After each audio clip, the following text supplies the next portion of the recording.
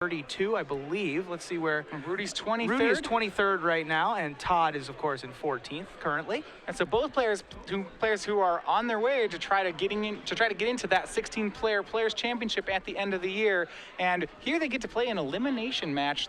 Winner of it will be one, maybe two wins from top 8, but the loser of it will be out of contention for the day. Absolutely. Rudy's decided to stick with his trusty Esper Deathblade, a deck that he's been playing for several years, or a couple years at this point. Did very well at Grand Prix DC, has a couple of Legacy Open top 8s under his belt. Todd has decided to go with Reanimator today, which is actually a popular choice among well, not just recently, but also among the SCG crowd, as CVM is also running it. Yeah, the Roanoke contingent has chosen the deck a lot today. Brad decided to stick with his trusty Sneak and Show, but Todd and CVM and a couple of the other Roanokers decided that they were going to go with Reanimator. As we see, Rudy is on the draw with the Thoughtseize, which means that Todd gets to respond with an Entomb to get Gristlebrand into the graveyard. Yeah, this is a matchup we actually saw last round. It was pretty difficult for Jim Davis, as we saw Van Meter was able to take it down. Maybe Rudy will have some better luck. He is playing Deathblade, which, thanks to Deathrite Shaman, has more interaction than you would expect from the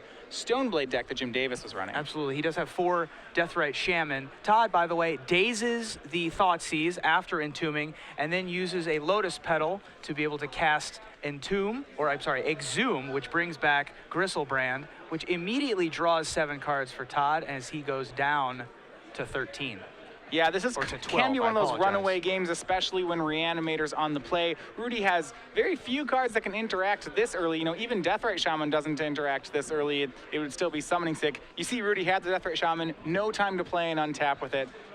Todd had one of those, a pretty good, and one of the God draw hands, I suppose, for Reanimator, when they have the turn two kill with the counterspell backup. With the day's backup to take out the Thoughtseize, as we see.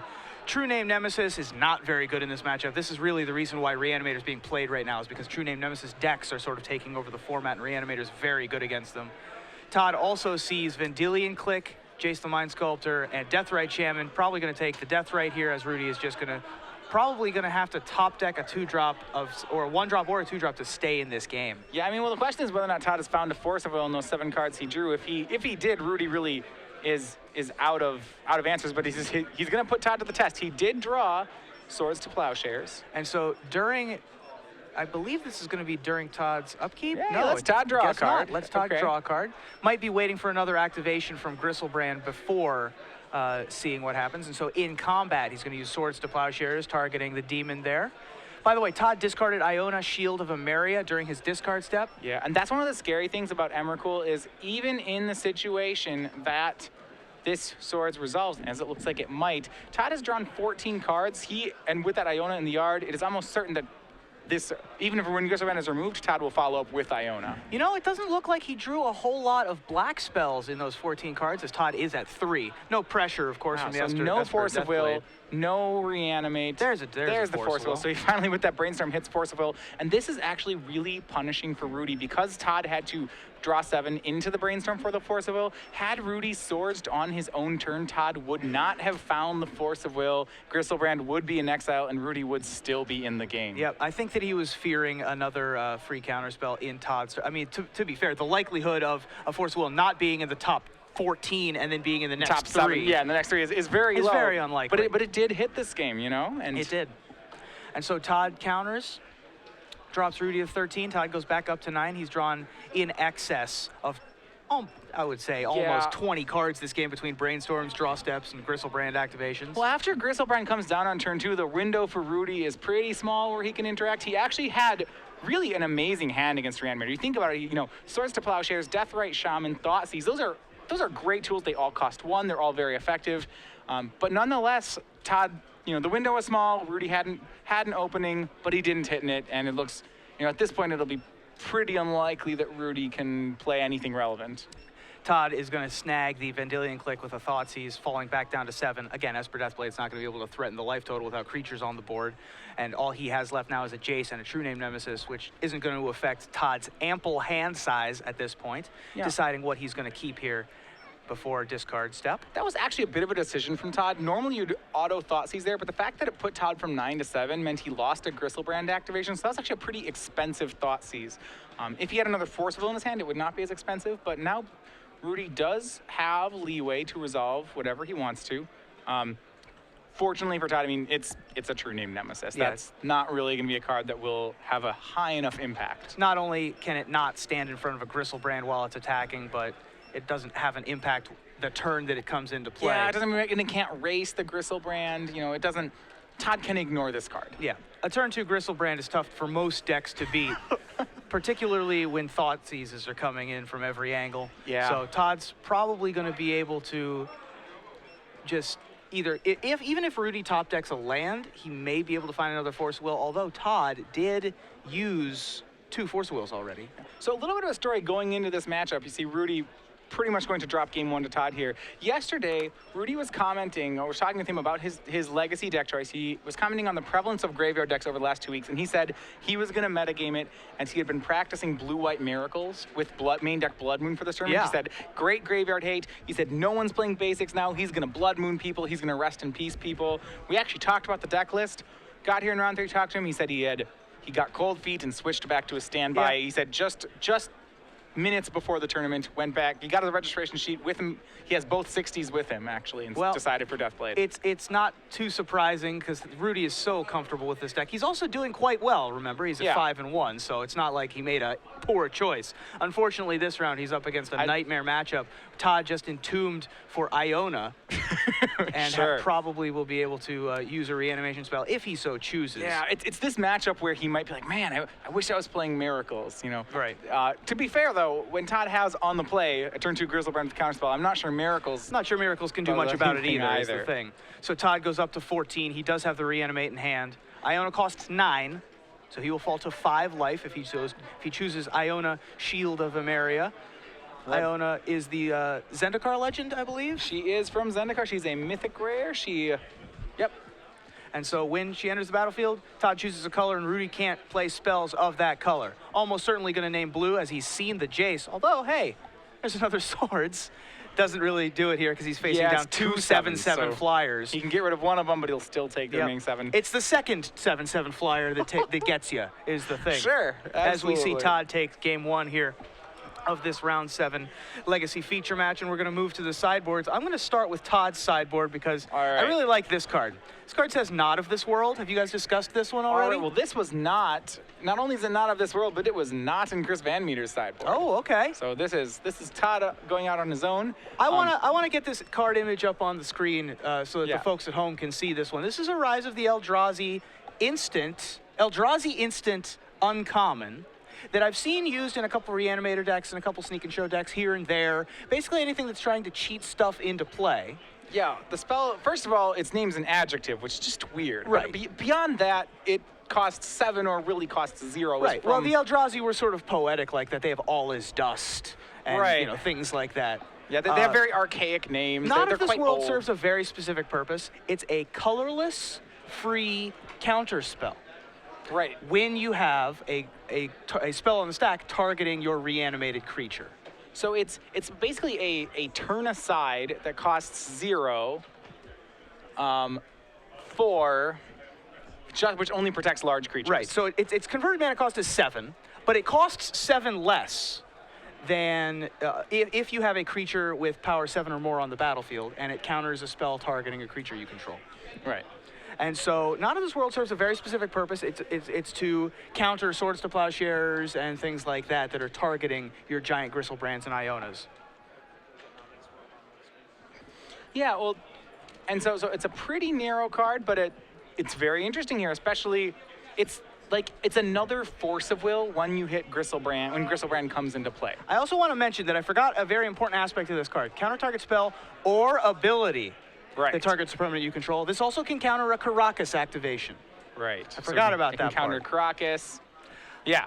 It is a catch-all for your resolved Griselbrand. So the rest of Todd's sideboard are 2 Show and Tells and 2 City of Traders. That's fairly standard at this point to be playing against Miracles when they bring in either Rest in Peace or Grafdigger's Cage, or both sometimes.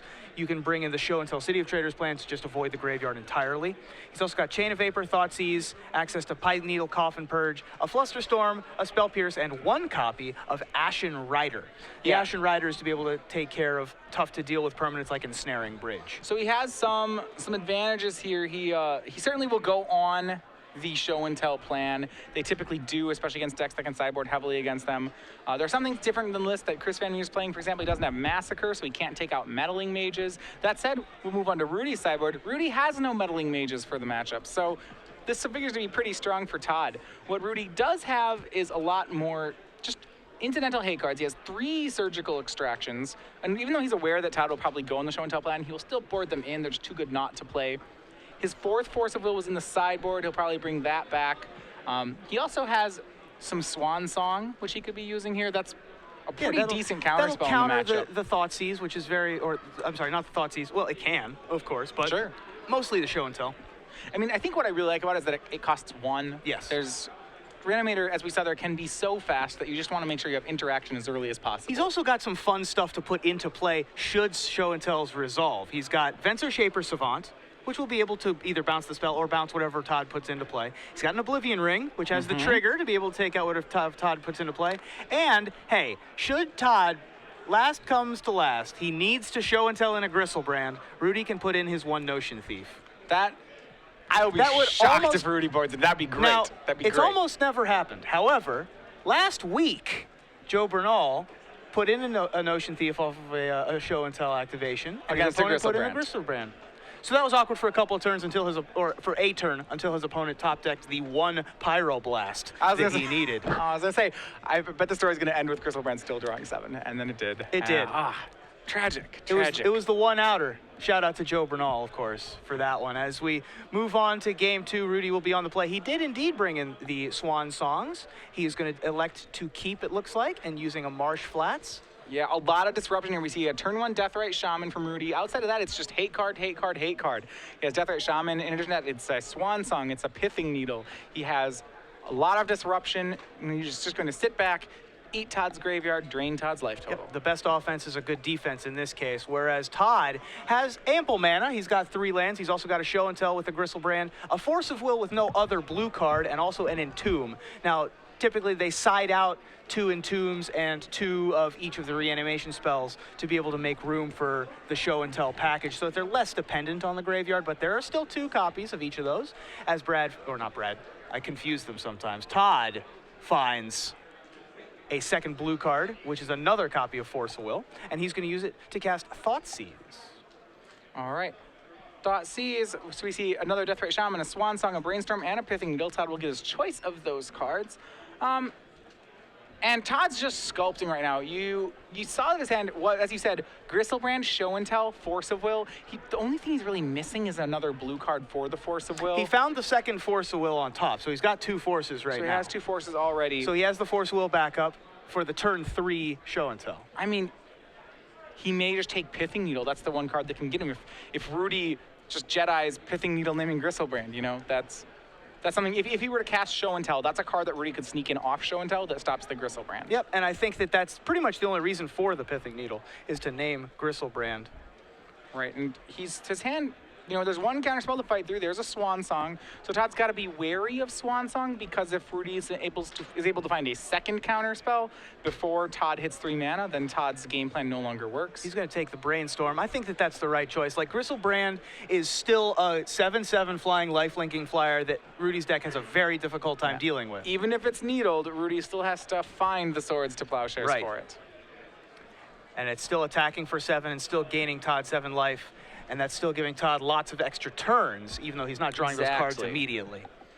Yeah, so I think Rudy's just going to develop his game plan further here. It looks like he's going for a 2nd Deathrite Shaman. Really what he wants to do is sit behind a wall of control and permission and use his end step to win the game. Deathrite Shamans are great sources of mana, so they're really good at winning counter wars. They also are good at killing people on end steps. Like, they're one of the better weapons that Deathblade can have here. So Rudy leaves up the Deathrite Shaman to be able to cast the Swan Song should he so need to. He can also take out either a sorcery or a creature with the Bayou, so he's got all 3 activations of Deathrite Shaman available to him. Todd just plays land and passes, so Rudy is going to shock Todd by removing the Thoughtseize. Let's look at Todd's draw for the turn, though. It is not from here, you could say. That card is not from here. Yeah. So he drew the Knot of this World, which will be able to protect the Gristlebrand should a Swords to Plowshares find its way off the top. Yeah. And here comes the Pithing Needle. We'll find out what it names. I think Todd's going to just beat him up with a 7/7 here. Not ignore its ability. I think that that's exactly what's going to happen as Rudy drops the Pithing Needle, naming Gristlebrand. Todd's land got wastelanded, so he's going to have to wait a minute. Uh-oh. And now things are going to be a little more interesting. Yeah, things are going to be Here's harder another for Todd. interesting wrinkle. We now have Liliana of the Veil in Rudy's hand. He has 2 copies, does Rudy. And so he's got Liliana and Swan Song with the requisite mana to cast both. Well, what he was able to do here with that Wasteland last turn is he was able to keep Todd off show and tell for a really relevant turn. That gave him the opportunity to draw Liliana, and when you have cards that just get a free activation every turn, like Deathrite Shaman, Wasteland becomes really powerful because Wasteland, even if you're just time walking yourself to time walk your opponent, you're just slowing down the game, you get another free activation off those Deathrites. Yep. And you see Todd's life total's at 14. Rudy may just be able to chip him away.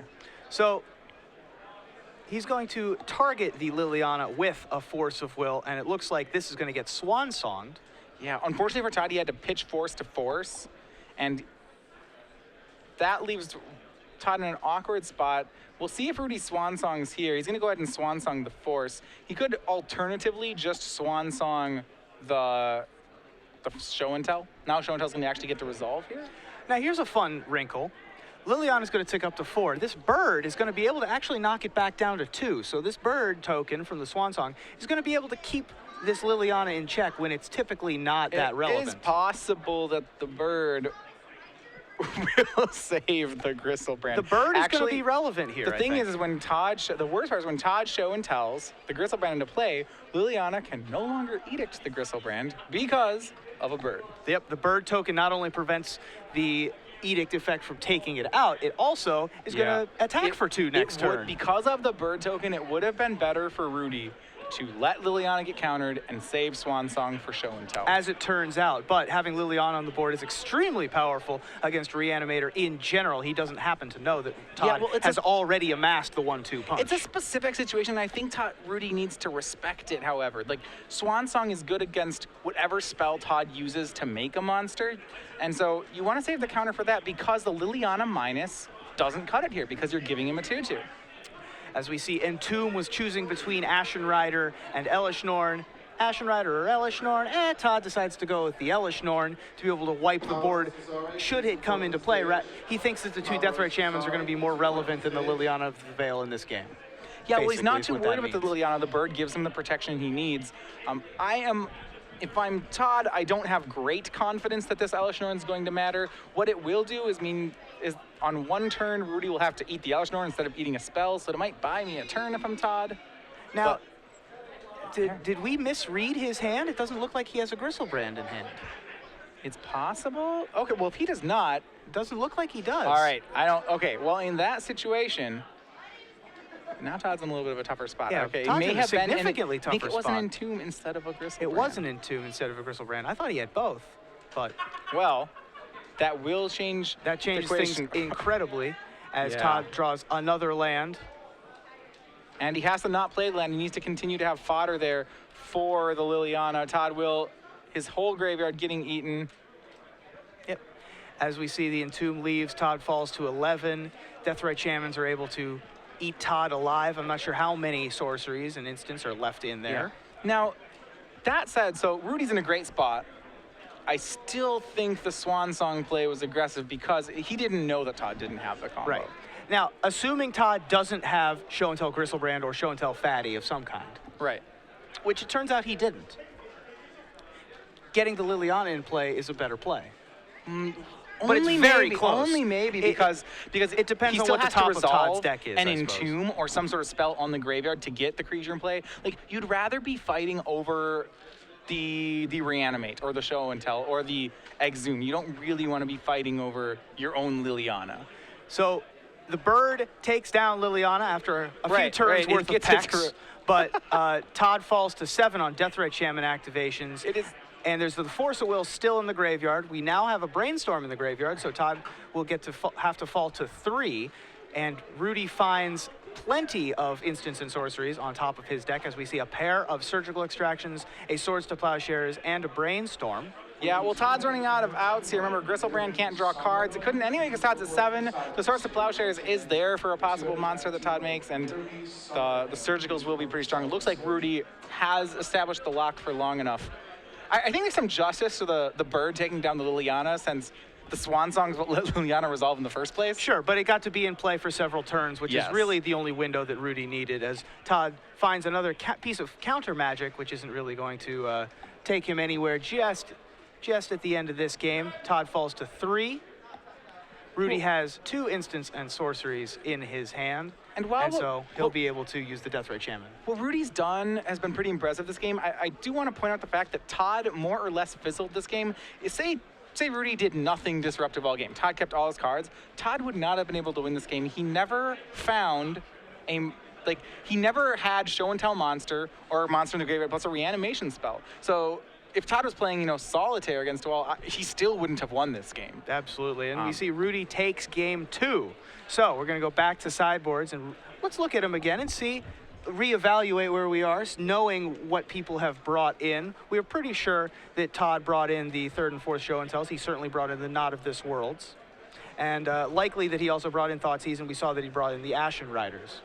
Do you think that any of that changes? Does he start bringing, does he need the Chain of Vapor, for example, for anything in particular, now that he's seen Pithing Needle? He has seen Pithing Needle. In general, the Reanimator deck boards in Chain of Vapor in just about every matchup. You mentioned that last round. I would imagine that Chain of Vapor is already in the deck for Todd. Sure. Certainly there are enough hateful permanents you can expect out of Rudy. Rest in Peace, Pithing Needle, Oblivion Ring. Granted, some of these he plays, some of these Rudy doesn't. You expect that Rudy plays some number of these cards. And Chain of Vapor is, in general, necessary against these. Could be Meddling Mage. So I imagine that's in his deck.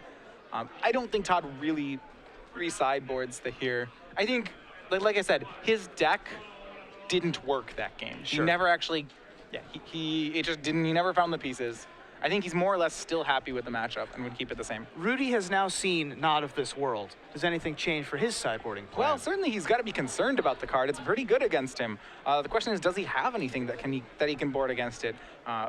He has Oblivion Ring. His cards that he boards in to answer Griselbrand all get countered by Not of This World. He just has to be aware that Griselbrands are going to be harder to deal with, I think. Yeah, Venser returning a Not of This World is not very effective, as you can just recast it for free again. And you can't show and tell. He can't try to show and tell in Venser. Not of This World will counter. Yeah. Right. And so likely the sideboards are going to remain the same this time with Todd on the play. Rudy had quite the opening hand of defensive spells to be able to fend off anything Todd that could do.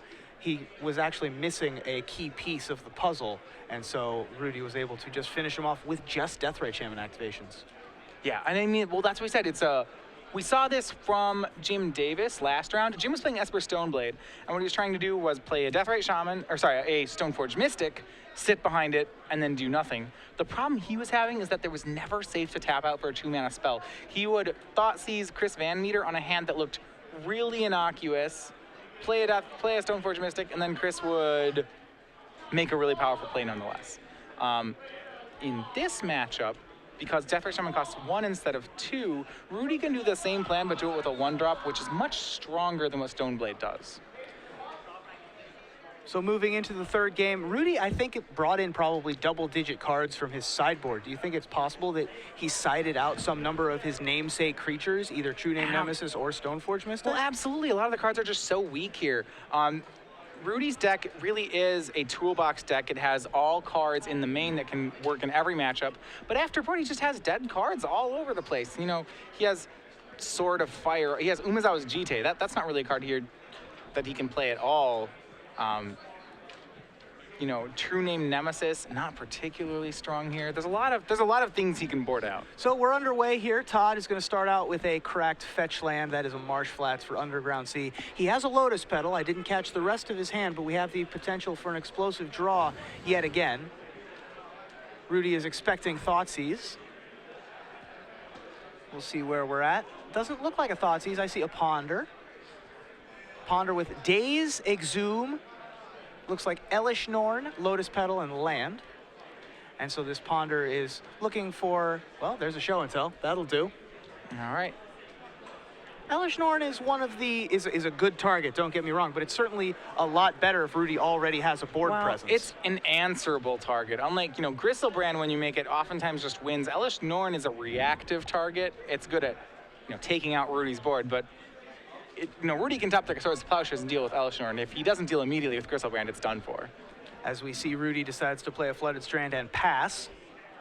Yeah. He has both Deathrite Shaman and Snapcaster Mage as well as Swan Song in his hand. Yeah, so he's that worried about a fast start, and I like this from Rudy, is that he could have played Deathrite Shaman and the next turn had Swan Song up with 3 mana, but instead, he's so worried about the speed of the Reanimator deck that he'd rather only have 2 mana on turn 2, and turn 2 play the Deathrite Shaman just so he can have Swan Song up in case Todd goes for a turn 2 play. So Todd plays the Lotus Petal before cracking his Polluted Delta. This is going to go get another dual land and probably cast a show and tell. Yeah, and this is going to be real heads up on Rudy's part for not playing Deathrite Shaman on turn 1.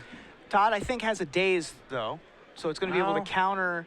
We saw game 1. If Todd has, the turn 2 kill with Counterspell backup, there's just not much you can do about it. This isn't necessarily a kill, though. This is just a Elish Norn. Yeah, this is okay. If this were Griselbrand, if this were Griselbrand, it'd be a much different story. Yeah, it's just Elish Norn. So Swan Song will get dazed, and so Rudy wanted the spell to become birds. The bird became confused and flew away. If I'm Rudy, I'm doing a little bit of a eye roll here. Yeah. Oh man, did you really nut draw me twice in the same matchup? But he will be happy to see that it's just Elish Norn. That it's merely a 4/7 that means Rudy can't play creatures. Yeah, I mean, he does have a Deathrite Shaman in his hand, so that's, not the best. Yep, and so he's going to put in the Deathrite Shaman. That's going to be fun for him. And there they are, and there goes the Deathrite Shaman. So it was able to take out a creature, which is quite nice for Todd, without a board presence already. Real big Flame Tongue Kavu. Yep. Rudy has 4 lands, Brainstorm, Snapcaster Mage now. He's going to need to find an answer, and he finds one in the form of Swords to Plowshares. No big. He's also got True Name Nemesis in his deck. I was going to say he had to find it fast. If he passed back to Todd, Todd could Brainstorm for a Not of This World or, a Force of Will and could maybe lock it out, but Rudy just in time. I don't think can Not of This World. Oh, no, it's only 7 power. It's only 7 power, I believe. You're absolutely right. Elish Norn is a 4/7. Sometimes I assume the Not of This World can hit all of the large creatures in Todd's deck, but some of them are actually from here. Yeah, I believe, some of them are from here. The Tidespout Tyrant, the Ashen Rider, and the Elish Norn have power less than 7. They're from here, but that Griselbrand, I don't know where he came from. Is Not of This World power? We'll confirm on that. It's either casting cost or power. I believe it is power. I think it is power too, but yeah, it is power. Okay. As Brad, or not, geez, I keep doing that. Todd. I keep confusing them. I watch too many Versus videos. Todd is going to Brainstorm here, looking for another way to rebuild his army before Rudy can get any more defenses up. Uses a fetch land to shuffle away some of the chaff. And there is Underground Sea.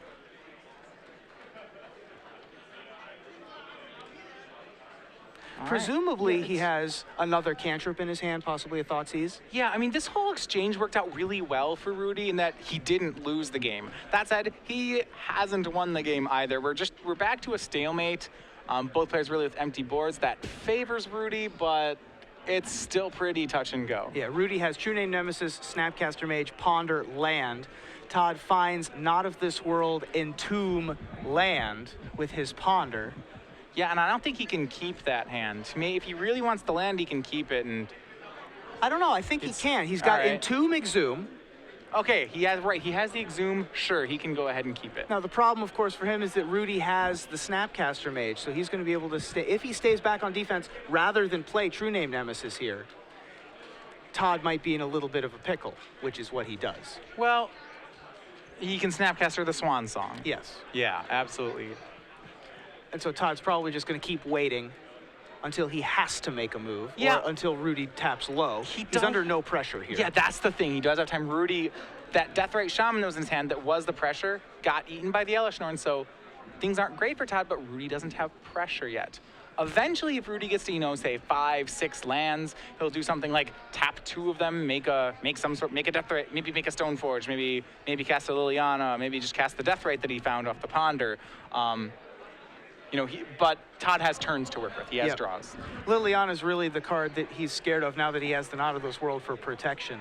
So if Rudy doesn't tap out for Liliana here, if he instead taps out for, let's say, Snapcaster Mage on Brainstorm or True Name Nemesis, then Todd might have a window. All right. But Rudy's not going to fall for that. Instead, he's going to pass the turn, and Todd casts Entomb on the end step.